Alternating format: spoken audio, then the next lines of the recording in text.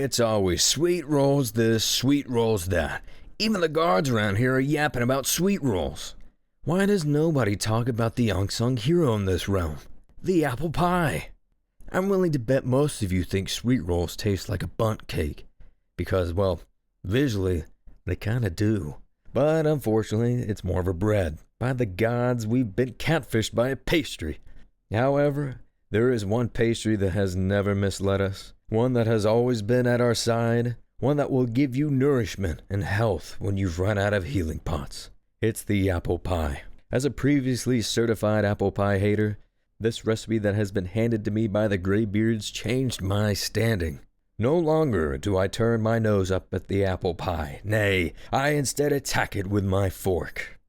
Anyways, let's get started. You'll need 1 homemade double pie crust, 1/4 teaspoon of lemon zest, juice from half of that lemon, 5 pounds of apples, 3/4 of a cup of brown sugar, 3/4 of a cup of granulated sugar, 5 tablespoons of all-purpose flour, 1/4 teaspoon of kosher salt, 2 teaspoons of cinnamon, and 3/4 teaspoon of nutmeg, 1 tablespoon of milk, 1 beaten egg, and finally 1 tablespoon of raw sugar for topping. Let's start off by getting 2.5 pounds of red and 2.5 pounds Granny Smith or Golden Delicious apples.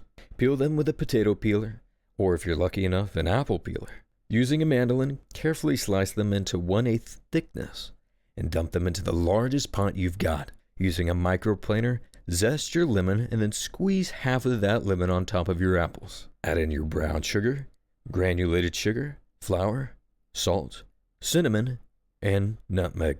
Using freshly washed hands, get in there and move everything around, spreading the apple slices apart, making sure to coat every one of them. This is way faster than stirring them. Once everything is mixed, bring to medium heat, and with a wooden spoon, occasionally stir for about 20 minutes, leaving a lid on every time you're not stirring. After 20 minutes, remove from heat and dump it all onto a baking sheet. This will help it cool down much faster. While that's cooling, let's go ahead and make our pie dough. You'll need 2.5 cups of all-purpose flour, 2 tablespoons of granulated sugar, 1 teaspoon of kosher salt, 12 tablespoons of cold butter, a beaten egg, 1/4 cup of ice water, and half a cup of softened butter. In a large bowl, mix together the flour, sugar, and salt. Add in half a cup of softened butter and mix by hand. It'll look and feel like wet sand. Add in 12 tablespoons of cold chopped butter, and now in a separate dish, add in half a beaten egg with the ice-cold water, and whisk that all together. Add that into your flour bowl and mix together with your hands, squishing and pressing everything together. If it's too wet, add some more flour. If it's too dry, add some more water.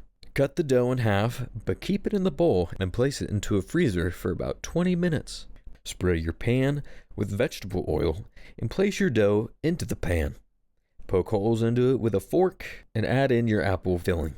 Carefully do your lattice work, and with the other half of that beaten egg, combine with milk and brush onto the crust and lattice work. Sprinkle on your raw sugar, and in a 425-degree preheated oven with a baking sheet that has also been in that oven, place your pie onto the middle rack for 15 minutes.